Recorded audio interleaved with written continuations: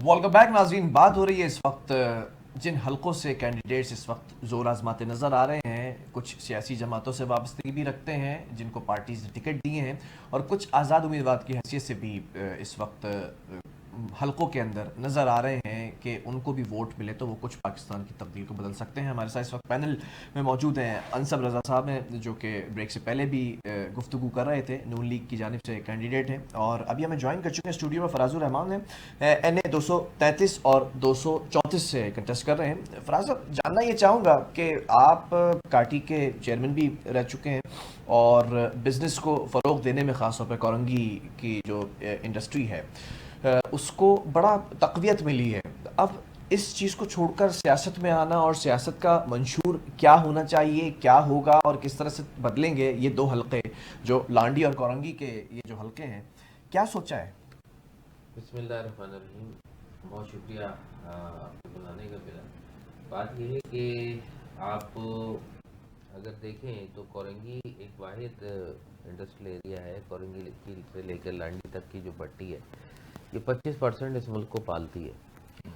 25% जो है वो टैक्स दे के पूरे पाकिस्तान का बोझ अपने कंधे पर उठाती है। मगर बदकिस्मती से जब मैं वहाँ का प्रेसिडेंट रहा, जब अभी भी मैं बेसिकली वहाँ का प्रेसिडेंट हूँ, क्योंकि अभी तक कमेटी ने मुझे जो है वो मेरा इस्तीफ़ा कबूल नहीं किया। ठीक है। तो जब वो मेरा इस्तीफ़ा कबूल कर लेंगे तो ज़ाहिर है कि तो एज अ प्रेसिडेंट पार्टी मैंने ये काफ़ी फ़ील किया कि जी हमें बहुत सारी जगहों पे तकलीफ़ फ़ील हुई, और फिर हमने खुद अपनी मदद आपके तहत बहुत बेहतरी लाने की कोशिश की। मेडिकल से बड़े काम किए, मतलब पूरा डिजिटलाइज कर दिया, कंप्लेंट सिस्टम बना दिया, मतलब मेंबर्स जो है वो बहुत ज़्यादा खुश हुए, और कोशिश की कि जो मेंबर्स के साथ जो कनेक्टेड रिहायशी इलाके हैं उनमें भी काम करें। उन्हें भी कहीं तकलीफ़ हुई तो उन्होंने भी फ़ोन किया तो उनकी भी हेल्प की। फायर के हवाले से हो, चाहे वो दूसरी चीज़ों के हवाले से हो, चाहे डे टू डे इवेंट्स के हवाले से हो, चाहे पॉलिसी देने के हवाले से हो, हमने हमेशा हर चीज़ पे काम किया। और बात यह है कि अब ये है कि जब छोटी छोटी चीज़ें आपकी रुकती है ना और आपको तकलीफ़ होती है और आप कहते हैं कि यार ये अब कराची की आवाम जो है ना, 20 साल का अगर बच्चा है ना, मुझे नहीं पता अब आपकी एज होगी 25 साल 26 साल, नहीं, इससे ज़्यादा ही है। ज़्यादा है तो लगते तो बिल्कुल 30 क्रॉस कर गई है। 30 क्रॉस कर गई। तो अगर 20 साल का जवान बच्चा, तो 20 साल मैंने खड्डा एक जगह देखा। अच्छा। मतलब अब हद हो गई है। अच्छा, वो मैंने जो खड्डा देखा वो मूव होता देखा है, कभी आगे देखा है उस जगह से, कभी उस जगह से पीछे देखा है, वो खड्डा बढ़ता देखा है। वो भर आपने नहीं रहा। मूव नहीं, आपने बढ़ता देखा है। आपने मूव होता नहीं देखा। आप पहले यहाँ खड्डा था, पानी बढ़ने के बाद ये और बड़ा और बड़ा, उसके बाद ये पूरा पैच खराब हो गया। ठीक है। कराची में बल्दियाती निज़ाम ना तो टिकने दिया गया, ना जानबूझकर उस बल्दियाती निज़ाम को ताकत दी गई ताकि किसी भी तरीके से कराची की आवाम जो है वो इंफ्रास्ट्रक्चर के हवाले से तो पिसी रहे। ये तो हो गई सीधी बात।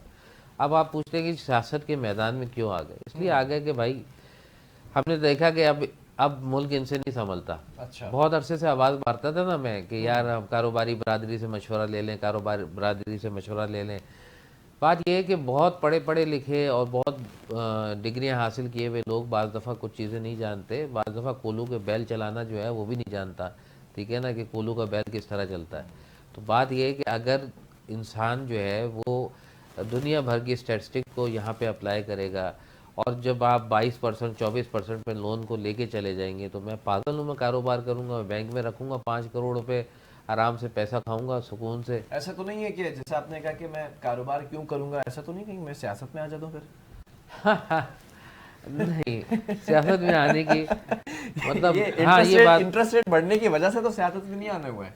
ये इंटरेस्ट रेट बढ़ने की वजह से अब मेरा भी इंटरेस्ट हो गया सियासत के।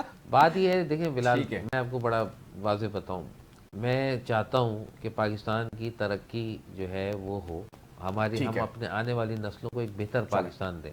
और यही वजह है कि मैंने अपने घर की मुखालफत के बावजूद सियासत में कदम बढ़ाया। चले, मैं कुछ सवालात और भी हैं। अशरफ जब्बार साहब, सवाल ये है कि एक तासुर और एक सिनेरियो बिल्ड हो चुका है डील का, कि कुछ लोग ऐसे भी हैं जो पहले से ही डील कर कर आए हैं, बल्कि शर्जील मेमन साहब ने भी ये कहा, पीपल्स पार्टी के जो रहनुमा है नवाज शरीफ के बारे में, कि ना वो डील के बगैर आता है ना ही जाता है। अब ये डील का जो वर्ड यूज हो रहा है, तो ऐसा तो नहीं है कि 18 के इलेक्शन के ऊपर भी बड़े जो है वो सवालात उठते नजर आते हैं, 13 के इलेक्शन के ऊपर भी बड़ी बातें होती नजर आती हैं, ऐसा तो नहीं होगा कि 24 के इलेक्शन भी कॉम्प्रोमाइज्ड हो जाएंगे? तो आप लोग जो इस वक्त सारी एफर्ट्स कर रहे हैं, जो कैंडिडेट्स इस वक्त मेरे पैनल का हिस्सा हैं, वो भी कहीं कॉम्प्रोमाइज तो नहीं होते नजर आएंगे? देखिए, बात सिर्फ इतनी सी है कि नवाज शरीफ साहब आ गए हैं, बड़ा उनको आना चाहिए था कि वहाँ रहना भी नहीं चाहिए इन लोगों को, इनको सबको यहाँ पाकिस्तान में होना चाहिए, जो मसाइल हैं जैसे भी हो उसको फेस करना चाहिए। अगर वो ये सोच कर आ गए हैं कि उनको वज़ीर आज़म बना दिया जाएगा, तो ये तो सियासी सोच नहीं है। और डील की बात जहाँ तक करते हैं कि डील की बात है, तो डील के बगैर तो यहाँ पे उनका अभी तक जो तासुर उन्होंने खुद दिया है, किसी और ने नहीं दिया, उन्होंने खुद ये तासुर दिया कि वो डील के तहत आए हैं। तो उनको ये बात क्लियर करनी पड़ेगी यहाँ पर, और अवाम को बताना पड़ेगा कि वो डील के बगैर आए हैं। अच्छा, अभी पहले से पहले वज़ीर आज़म का प्रोटोकॉल ना ले भाई, अवाम के अंदर आए, अवाम के साथ मिले, अवाम के साथ रहें, ताकि आपकी वो बात क्लियर हो सके। जो लोग आपको कह रहे हैं कि आप डील के साथ आए, 2018 में जो हुआ उससे बुरा 2013 में हुआ था, जब हम पूरा शहर जीत गए थे 2013 के अंदर। कराची, मैं तो अपनी कराची की बात करूंगा, हम जीत गए थे और हम हार गए। तो ये जो है, ये वो जो 2013 याद क्यों नहीं आता किसी को? 2018 याद आता है। 2018 में भी हुआ होगा, यकीनी बात है, कुछ ना कुछ तो ना चीजें सामने आई हैं, कुछ चीजें सामने नहीं आई हैं। लेकिन बात यह है कि ये लोग जो आ रहे हैं, जो डील के तहत आ रहे हैं और घोड़े पे चढ़ के अपने आप को साबित कर रहे हैं, अपने किसी ने अब तक तो इनको किसी ने भी नहीं कहा कि जी आप बोले डील के तहत आए और आपको जितवा देंगे। इनको जो फैसिलेशन मिल रही है उसके नतीजे में ये हो रहा है कि तो ये क्यों आए, ये तो हमेशा वोट को इज्जत। अच्छा चले, मुझे ये बताएं, आपका जो NA 247 और PS 122 का हल्का है, यहाँ पर मैं एक सियासी जमात का नाम लेकर आपसे सवाल कर लेता हूँ। MQM का इंजमाम हो चुका है, वो तमाम धड़े जो थे, जो बिखरे हुए थे, परछे उड़े हुए थे, अब वो एक हो चुके हैं, मिल चुके हैं। तो ऐसा लगता है आपको क्या इस शहर के अंदर नून लीग भी इलाक कर चुकी है MQM से, तो MQM टफ टाइम दे सकती है? देखिए, मैं तो गली गली मोहल्ले मोहल्ले घूम रहा हूँ। हाँ, इनकी अब तक एक दहशत जरूर कायम है। वहां पे जाता हूँ मैं तो मुझे एक दहशत जरूर नजर आती है, लेकिन वोट इनका नहीं है। वहां पे कोई वोट देने को तैयार है नहीं इनको। क्योंकि जो पब्लिक से मैं बात करता हूँ, क्योंकि यही देखें, बल्दियात में थे, यही आज तक वहां पे नई कराची का आपको पता है हमेशा इन्होंने जीता है। और पूरे नई कराची में जो अशर नशर इसका हुआ पूरे शहर का, वो भी आपने देखा ही है क्या असर हुआ है। वहां तो देखे ना, नई कराची तो ऐसा लगता है कि खंडर है पूरा, इन्हीं के हल्के में था। और जहां जहां MQM बरसर इक़्तिदार रही है, वहां हमेशा का हमेशा एक वहां जो है और किसी दूसरी जमात का तासुर भी नहीं रहा। चले, ठीक है, ठीक है। अंसब, आपसे सवाल ये है कि अभी जैसे बात हुई है एक डील की, एक तासुर जा रहा है कि कोई डील हो चुकी है, यानी कि चौथी दफ़ा भी आने लगे हैं। इस तासुर को ख़त्म करना क्या आपकी सियासी जमात की जिम्मेदारी नहीं है कि ये तासुर बिल्ड क्यों हुआ है? बारहा बिलावल भुट्टो ज़रदारी ने कहा कि जो नून लीग है वो ये समझती है कि अपने मुखालफिन को पिच से हटा कर खेला जाए। बारहा पीपल्स पार्टी PTI के रहनुमा ये कह रहे हैं कि लेवल प्लेइंग फील्ड का मसला है और सारी प्लेइंग फील्ड आपकी सियासी जमात के पास है, ऐसा क्यों? ये तासुर किसने क्रिएट किया? ये तासुर की नून लीग ने बनाया? नहीं, ये तासुर पाकिस्तान में असल में एक गलत असल में चीज़ों का इस्तेमाल ठीक भी होता है, गलत भी होता है। पिछले कुछ अरसे में पाकिस्तान में सोशल मीडिया का बहुत गलत इस्तेमाल हुआ। अच्छा, इस सोशल मीडिया मैं इस हद तक नाकामी का एतराफ़ करता हूँ कि हमारा शायद सोशल मीडिया के ऊपर हम उतना ज़्यादा इन्फ्लुएंस नहीं कर पाते। तो एक मखसूस सियासी जमात है, उसका बहुत हद तक इन्फ्लुएंस है, वो ट्रेंड्स भी बनाती हैं, किस तरह बनाती हैं वो सबको पता है। उन्होंने ये तासुर देने की कोशिश की, नाकाम कोशिश की। सोशल मीडिया पर ना इलेक्शन होने, ना सोशल मीडिया जो है वो पूरा पाकिस्तान है। इलेक्शन तो गली महलों में होने, इलेक्शन तो 8 फरवरी को होने, वो सोशल मीडिया पर नहीं होने। तो सोशल मीडिया का तासुर ज़रूर है कि डील की हद तक हुआ। बाकी आप एक सवाल कर रहे थे मुझसे ब्रेक से पहले, फिर ब्रेक पे हम चले गए थे कि नून लीग ने कराची के लिए क्या किया। कराची 2013 तक कराची में रोज़ाना सैकड़ों बंदे मार दिए जाते थे। ठीक है, नून लीग इक़्तिदार में आई कराची से, वो जो कराची में जो बदअमनी थी, जमात के ऊपर ऑपरेशन किया जिसके साथ आप इत्तेहाद में बैठे हैं अभी। नहीं, हम नहीं, मैं किसी मखसूस सियासी जमात का कोई तस्करा नहीं कर रहा। कराची में बहरहाल ना किसी मखसूस सियासी जमात के खिलाफ कराची में ऑपरेशन हुआ। कराची में जितने मुख्तलिफ किस्म के ग्रोह थे जिनकी वजह से बदअमनी कराची में 9-0 पर ऑपरेशन हुआ, आपकी हुकूमत थी? नहीं, न सिर्फ 9-0 पर ऑपरेशन नहीं हुआ, कराची में मुख्तलिफ जगहों पर ऑपरेशन हुआ। 9-0 के खिलाफ कोई किसी सियासी जमात को टारगेट नहीं किया गया। मैं तो खिलाफ हूँ, किसी भी सियासी जमात को टारगेट नहीं करना चाहिए, चाहे वो कोई भी हो, चाहे हमारी आज की मुखालिफिन क्यों ना हो। लेकिन इन शॉर्ट बीच में एक सवाल ये भी कर दो, PTI को लेवल प्लेइंग फील्ड मिलनी चाहिए? मेरा ख्याल तो मिल रही है, और अगर उनसे सिंबल छीना गया तो हमने तो नहीं छीना। तो अपना इलेक्शन सही तरीके से नहीं करा सके। अगर अपना इलेक्शन ठीक तरीके से कराते सुप्रीम कोर्ट सिंबल दे देती। उनके इलेक्शन में बेज़ाब्तगियां थी, मैंने तो उनके इलेक्शन नहीं करवाए, नून लीग ने तो उनका इलेक्शन कंडक्ट नहीं किया। वो अपना ठीक है। इलेक्शन ठीक कराते, सुप्रीम कोर्ट ठीक सिंपल है, दे मैं देती। इसी पर आऊंगा, इलेक्शन के ऊपर आऊंगा। फराज, ये जानना चाहूंगा क्योंकि आप बिजनेस कम्युनिटी से ताल्लुक रखते हैं और इस वक्त पाकिस्तान की जो मुआशी सूरत हाल है उस पर एक तरह से कदगन लगा दी गई है। खास तौर पे हमने प्री कोविड देखा और कोविड के दौरान देखा और पोस्ट कोविड जो हम कॉन्सिक्वेंसेज अभी तक भुगत रहे हैं।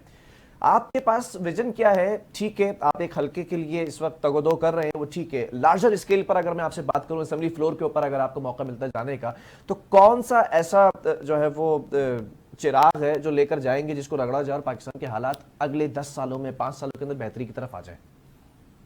देखिए मेरा बात यह है कि पाकिस्तान के हालात 3 साल में बेहतरी की तरफ आ सकते हैं। अच्छा, ठीक है, मगर शर्त यह है कि 3 साल अपने आप की ज़ाती अना को मार के पाकिस्तान का सोचना पड़ेगा। ठीक है। बात यह है कि हमें जैसे मैं गुफ्तगू सुन रहा था आपकी ये सारी चीज़ें ज़ाहिर बचपन से सुनते चले आ रहे हैं, वो उनको कहते हैं, वो उनको कहते हैं, वो उनको कहते हैं। कभी हमने तारीख उठा के देखी कि गलतियाँ किसकी थी, भुगता किसने। ठीक है, ये बहुत बड़ा टॉपिक है, बहुत बड़ा हसास टॉपिक है टॉपिक ना। भी है। अगर मैं इस पे बोलने को आऊँ तो फिर ये दोनों सुनते ही रहेंगे। तो कहने का मकसद ये है कि मैंने जो है जी फैसला जो किया, बिजनेस कम्युनिटी के बहुत सारे लोगों ने फैसला किया कि वो सियासत में कदम रखेंगे। ठीक है। ठीक है, कुछ अब्बा के रोकने पे रुक गए और कुछ नहीं रुके। ठीक है ना, तो हम नहीं रुके, हम आ गए और हम समझते हैं कि जी हम ही असल वारिस हैं और हम ही जो है वो इस इक्तदा यानी इस जो मईशत की ये बदहाली है इसको हम सही कर सकते हैं। ठीक है। ठीक है, हम प्लान्स मौजूद हैं, थिंक टैंक्स आपके साथ मौजूद हैं। बड़ी सिंपल सी बात समझिएगा, मेरी इंडस्ट्री जो है उसको आग भी लग जाती है ना, तो मुझे गवर्नमेंट जो है वो सिर्फ आग बुझाने की हद तक फैसिलिटेट करती है। ठीक है। दोबारा इंडस्ट्री बनाने में फैसिलिटेट नहीं करती।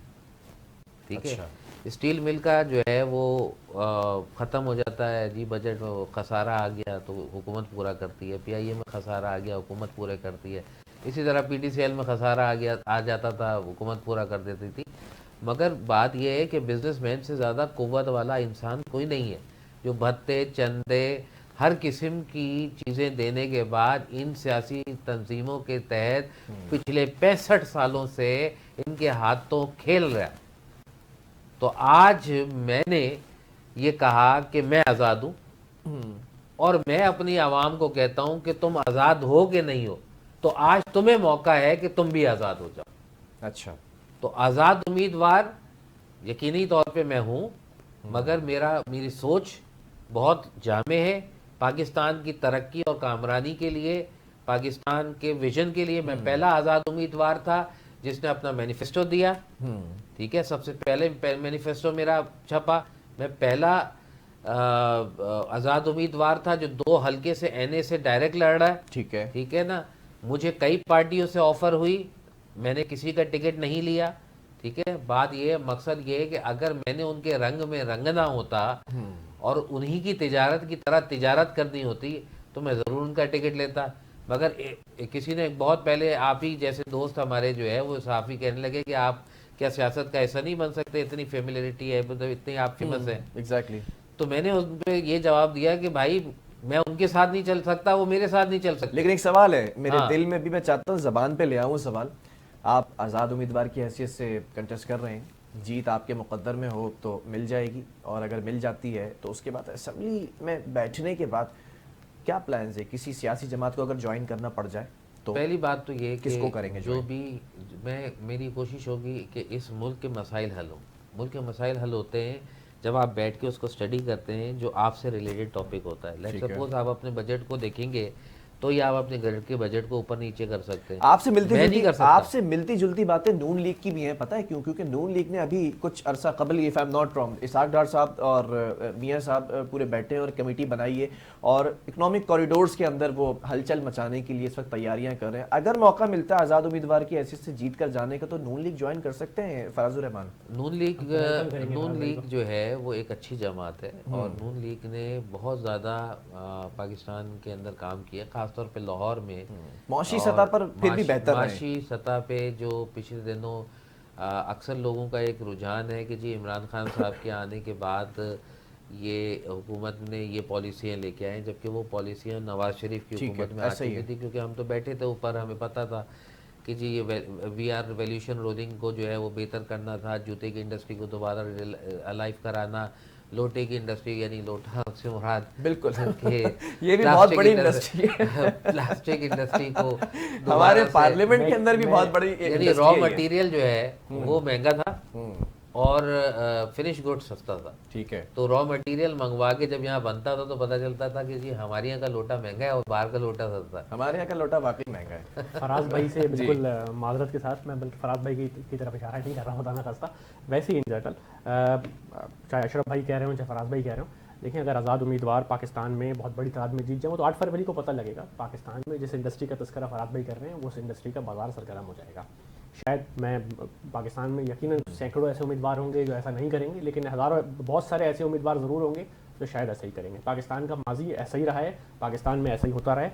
बाकी मैं अपने हलके की आवाम को भी और कराची की आवाम को भी बिलखसूस मैं बिल्कुल ये कहना चाहूँगा कि आप नून लीग को मौका दीजिए, हमें मुंतखब कीजिए। हमने पहले भी पाकिस्तान में डिलीवर करके दिखाया। अच्छा, अब भी अगर करेंगे। आप लोग इतना कॉन्फिडेंट है कि हम 3 बार डिलीवर कर चुके हैं, चौथी बार भी डिलीवर करने के लिए हम पुरज़म हैं, तो फिर इत्तेहाद की जरूरत क्यों पड़ रही है? एक तरफ आप आईपीपी से इत्तेहाद कर रहे हैं, एक तरफ आप यहाँ पर एमक्यूएम से इत्तेहाद कर रहे हैं, एक तरफ आप मौलाना साहब से केपीके में इत्तेहाद कर रहे हैं।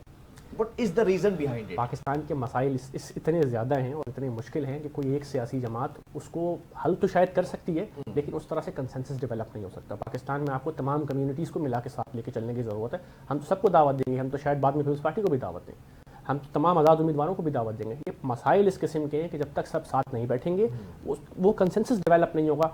बहुत से ऐसे फैसले करने होंगे हो सकते हैं इक़्तिदार में आने के बाद जिनके लिए आपको तमाम सियासी जमातों की ज़रूरत पड़ेगी कंसेंसस के लिए।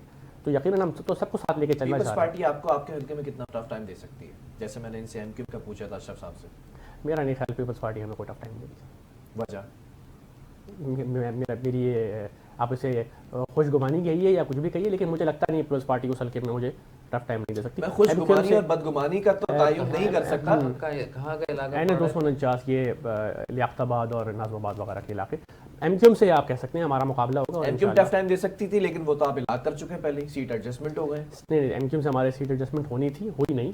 एमक्यूएम अपना इलेक्शन लड़ रही है, हम अपना इलेक्शन लड़ रहे हैं। अच्छा, 242 में भी वो इलेक्शन के बाद देखेंगे। जी 242 में होना था, मियां साहब वहाँ से इलेक्शन लड़ाई थे, लेकिन ये है कि वहाँ से एमक्यूएम के अपने चलो मैं उम्मीदवार लार्जर स्केल पे मुस्तफा बात कमाल साहब करूं हैं तो हमारे अपने। हल्का वाइज तो मैंने बात कर ली, आपसे भी लार्जर स्केल पे मुझे कुछ बात करनी है। इस वक्त कराची की जो 21 से बढ़ के 22 सीट्स हो चुकी हैं, तो लगता है क्या आप लोग कुछ मैदान मारेंगे यहाँ पर? इंशाल्लाह हमें उम्मीद है पूरी कि हम इंशाल्लाह कराची में इंशाल्लाह 14 से 15 सीटें जरूर जीतेंगे। आपकी हिस्ट्री तो नहीं बताती है। 2013 उठाकर देखें, 2018 उठाकर देखें, तो 18 में तो बदकिस्मती और खुशकिस्मती का तायुन कोई और करेगा, लेकिन इलेक्शन में सिंध से आप एक भी सीट लेने में कामयाब नहीं रहते। नहीं, इस मरतबा आपको इंशाल्लाह सिंध में वजह? हकीकी तब्दीली नजर चले, आएगी। आपका वोटर, आपका सपोर्टर आपको देख रहा है, लेकिन एक वजह मुझे ये बता दें कि वजह- जो 13 में सीट ना ले सके, जो 18 में सीट ना ले सके, वो 24 में ऐसी कौन सी जो है वो गिदड़ सिंह की लेकर आ रहे हैं कि वो सीट लेने में कामयाब हो जाएंगे? देखिए, कराची की हिस्ट्री रही है, कराची या तो उन सियासी जमातों को वोट देता रहा है जिनकी मरकज़ में हुकूमत बन रही होती है, अच्छा। या उन सियासी जमातों को वोट देता रहा है जिन्होंने मरकज़ी हुकूमत में शामिल हो जाना होता है। अच्छा। जो एक सियासी जमात जिन्होंने मरकज़ी हुकूमत में या आज से नहीं है, 47 से जिन सियासी जमात को मरकज में शामिल हो जाना था, अशरफ जब्बार कराची वालों को क्या पहले से पता होता है कि फला जमात मरकज का हिस्सा बनने जा रही है या मरकज का हिस्सा बनने जा रही है या इसकी हुकूमत आनी है? आपने कहा कि उनको वोट देती है, वोट देती है तो वो हिस्सा बनते हैं, वोट देते हैं तो उनकी हुकूमत बनती है। मैं अर्ज कर रहा हूँ आज आपने मानसेरा का जलसा देख लिया, उससे पहले मरियम बीबी जितनी मरतबा निकली आपने देख लिया, एक पूरे पाकिस्तान में हवा बन गई है। और यकीनन इसमें मतलब ये 8 फरवरी को पता लग जाएगा इंशाल्लाह, जब मियां साहब भारी अक्सरियत से इंशाल्लाह 2/3 मेजॉरिटी पाकिस्तान की आवाम उनको देगी, तो इंशाल्लाह कराची वाले भी देंगे। क्यों नहीं? किसने आपको? पाकिस्तान की आवाम ने दिया, हम हल्के में निकल रहे हैं, हमें पाकिस्तान की आवाम ने हमें ये कॉन्फिडेंस दिया है कि हम इंशाल्लाह आवाम ने सीट्स नहीं दी, 13-18 में वोट नहीं दिए, इस मरतबा कैसे दे दिया? अभी तक तो कोई जलसा भी नहीं हुआ है कराची में। यहाँ पर 28 तारीख को देखिएगा इंशाल्लाह कराची की तारीख का सबसे बड़ा जलसा होगा। अच्छा, मियां साहब जब आएंगे कराची इंशाल्लाह। फराज रहमान साहब, आपको कौन टफ टाइम दे सकता? लगता है कि एनए 233 और 34 के अंदर बड़ा काम किया है इन्होंने पिछले अदवार के अंदर, और इनकी सीट्स भी रही हैं, इनकी मिनिस्ट्रियां भी रही हैं हुकूमत के अंदर। टफ टाइम दे सकती है कौन सी सियासी जमात? सारी मैं तो वो ना आज़ाद हूँ। आप तो आज़ाद हैं, लेकिन कौन सी ऐसी सियासी जमातें लगता है कि इससे ज़्यादा मुझे वर्किंग करनी पड़ेगी, इनके मंशूर से ज़्यादा स्ट्रॉन्ग मेरा मंशूर होना चाहिए, तब मुझे वोट मिलेगा? मुझे वोट जब मिलेगा जब मेरे फौरंगी की आवाम आज़ाद हो जाएगी। तो आप समझते हैं कि कैद में है किसी? दैनी कैद किसकी कैद में? किसकी सियासी जमातों, कौन सी सियासी जमात? सारी सियासी जमातों, मतलब हर दौर में कैद में रहे? हर दौर में। वो एक मुट्ठी बनती है, एक मुट्ठी बनकर वो एक बाजी के तहत आ जाते हैं। बाजी कहती है मेरे 200 वोट हैं, फला बाजी कहती है मेरे इतने वोट हैं, फला कहते हैं जी वो मेरे साथ ये फला पूरा हल्का है, हम बरादरी यहाँ की है, हम बरादरी यहाँ की है, आप हम आपके साथ आ जाते हैं, हम आपकी कॉर्नर मीटिंग अरेंज कराते हैं। चूरन चट्टी का काम है सारा, ठीक है ना। बात ये कि ये कहते हैं ना कि अल्लाह भी उस कौम की हालत नहीं बदलती जो खुद अपनी हालत बदलने पे तो वो नहीं है राजी। तो मेरा काम है कैंपेन चलाना, मेरा काम है उन तक मैसेज अच्छा, आप दोनों कैंडिडेट से एक सवाल है, बड़ा इंपॉर्टेंट क्वेश्चन है, क्योंकि मैंने बारहा देखा है जितने भी इलेक्शंस कवर किए हैं, कैंडिडेट्स बैठते हैं, पुरज़म होते हैं, जब जीत जाते हैं तो कहते हैं फेयर इलेक्शन हुए, जब हार जाते हैं तो कहते हैं अनफेयर इलेक्शन हुए। पहले आपका कमेंट ले लेता हूँ आखिरी के इलेक्शन पर तो पूरा इलेक्शन कमीशन पर तो एतमाद है ना, और फेयर इलेक्शन के अलावा और कोई चीज़ तो नज़र नहीं आ रही ना? अगर हार मुकद्दर में भी है तो ऐसा तो नहीं हो गया अनफेयर हुए? देखिए, हार या जीत ये तो 8 फरवरी का सूरज बताएगा। 8 फरवरी का सूरज बताएगा, या तो मेरे आपको पता। लेकिन अभी तक तो मुझे कोई इसमें इलेक्शन कमीशन के मामलात में या पूरे सिस्टम में मुझे तो ऐसी कोई खामी नज़र नहीं आ रही कि मैं कहूँ कि इलेक्शन जो है वो अनफेयर हो रहा है। बाकी 8 तारीख को पता लगेगा, अगर खुदा ना खास्ता कोई रैगिंग होगी तो हम आपको ज़रूर बताएंगे, नहीं होगी तो नहीं मेरे लिए खदशात और बढ़ चुके हैं, क्योंकि नाज़रीन इस्लामाबाद के अंदर मुख्तलिफ यूनिवर्सिटीज़ को भी बंद कर दिया गया है सिक्योरिटी के पेश नज़र। अल्लाह ताला हिफाज़त फरमाए, तो अल्लाह ताला जो है वो बेहतर तरीके से कर दे। आप से ज़रा सवाल है, इलेक्शन फेयर और अनफेयर के ऊपर हमेशा हमने देखा कैंडिडेट 8 फरवरी के बाद फिर कुछ कहता नजर आएगा कि अनफेयर हुआ है मेरे साथ, ऐसा तो नहीं? बचपन में हॉकी खेलते थे आप, ठीक है, जो हारता था वो क्या कहता था, बेईमानी हुई है, बेईमानी हुई है, खत्म। मतलब एक तो होता है ना दीवाना और पागल चिल्लाता रहे, उसकी किसने सुनी, और किसी की बात में कोई सदाकत भी होती है। हल्की फुल्की रैंकिंग हर इलाके में जहाँ जिसका कब्जा होता है, जहाँ जिसका होल्ड होता है, वहाँ दूसरा करेगा, वो 10 ठप्पे एक्स्ट्रा लगाएगा। थोड़ी बहुत रैगिंग तो हर जगह होती है ना। क्या अमेरिकी इंतखाबात में रैगिंग नहीं हुई थी? एक दूसरे को कह रहे थे ना रिपब्लिकन और डेमोक्रेट्स, थोड़ी बहुत तो होती है, मास लेवल पर होगी तो जरूर बात ये, मैं तो सिर्फ एक बात पे आपके प्रोग्राम के तवज्जो से मैं तमाम लीडरान से मुखातिब होकर एक बात कहूँगा कि मुल्क के लिए एक हो जाए, खुदा के लिए एक हो जाए, मुल्क के लिए, ठीक है। चाहे वो आज़ाद उम्मीदवार हों, चाहे वो दूसरे लोग हों, अगर ये मुल्क ही नहीं बचा तो तुम्हारी सियासत किधर जाएगी? ये बात आपने दुरुस्त कही है, लेकिन मैं इस पर एक जुमला कहना चाहूँगा। एक होने की जो आपने फरियाद की है ना, ये अभी एक नहीं होंगे, क्योंकि अभी सियासी जमातों का अपना नैरेटिव है, इलेक्शंस है, इलेक्शन के बाद शायद आपकी बात पर गौर कर लिया जाए और एक हो जाए। नाज़रीन, आपने देखा कि तमाम कैंडिडेट्स हमारे आज प्रोग्राम का हिस्सा थे और अपना अपना मंशूर लेकर बैठे थे, चाहे वो आज़ाद उम्मीदवार की हैसियत से बैठे हों, चाहे वो किसी सियासी जमात से वाबस्तगी रखकर बैठे हों। लेकिन देखना यह है कि 8 फरवरी का सूरज जब तुलू होगा तो किस सियासी जमात के सर पर जीत का सहरा सजने जा रहा है। लेकिन बात यहाँ नहीं खत्म होती, बात आगे बढ़ जाती है। असल सफर तो वहां से शुरू होना है 8 फरवरी से, कि इस मुल्क को जो इस वक्त हमने मुआशी तौर पर किनारे पर लाकर लगा दिया है, कौम दोबारा इसे फिर बड़ी लहरों का सामना करते हुए बीच समंदर में लेकर जाएगा। बहरहाल प्रोग्राम को खत्म हुआ। अल्लाह हाफिज।